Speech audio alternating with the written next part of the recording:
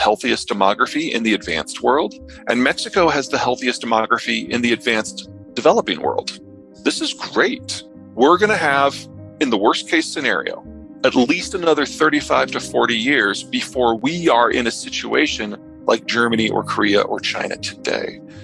We're going to be able to watch what happens to them, and hopefully we'll pick out a few lessons. The problem is once you've urbanized, the cost of raising kids is extreme, and the sort of benefits that you have to offer have to be huge. A couple of examples. The Russians had the worst demography in the world until the Chinese passed them by about 15 years ago. Now they're only the second worst. And they tried back in the 2000s when Putin really realized how bad the demographic picture was going to be. They offered cash prizes basically to every woman who would have a second or a third or fourth child. And so what happened is the women would have those child, they'd get their check and they'd drop the kid off at the orphanage. And so there are now about 1.5 million to 2 million either street children or orphans in the Russian system. A one-time payment doesn't do it. The Swedes tried something significantly more robust where they offered increasing durations of maternity leave based on the number of kids you had. So by the time you get to your third kid, it was like 18 months of maternity leave. Well, that meant that no Swedish employer would hire a woman who was under age 35 because there's a chance that if she got pregnant 3 times, she would be out of the workforce for in excess of 4 years, and you still had to pay her. So we got the highest split in unemployment rates in the world.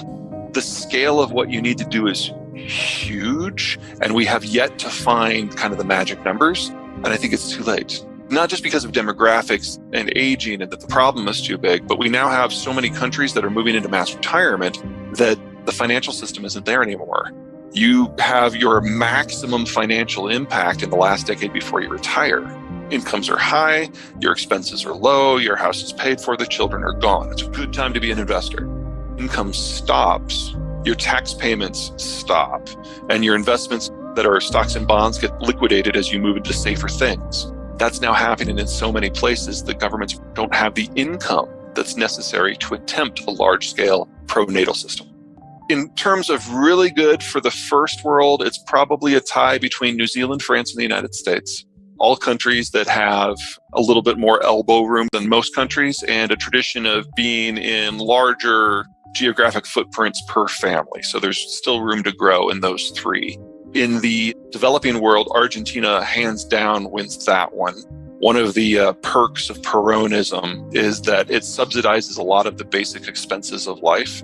And while this has put Argentina into all kinds of financial trouble, it does mean that their birth rate has been high sustainably for the last century. On the flip side, back in the 1990s and early 2000s, the worst was Japan because they were the country that urbanized the fastest in the early 1900s, with the Germans just barely behind them. In the last 15 years, both the Russians and the Chinese have screamed past the Japanese and the Germans. The Russians, we don't have nearly as good of data anymore. They stopped collecting demographic data about 10 years ago and just started making things up. So on paper, they have a lot of children that are probably not existing.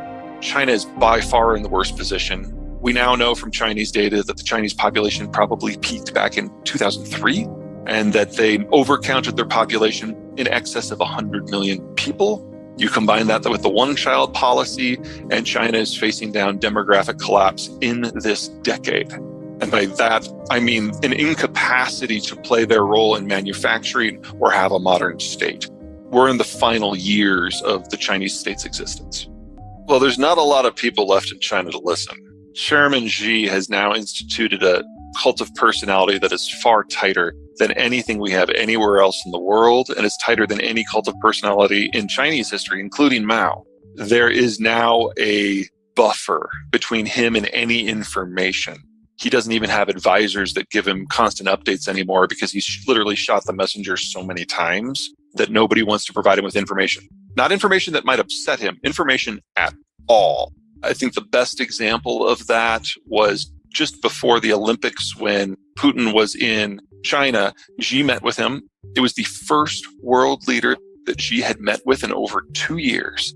And Putin lied to his face about what was about to happen in Ukraine. And his staff didn't dare challenge Putin's words.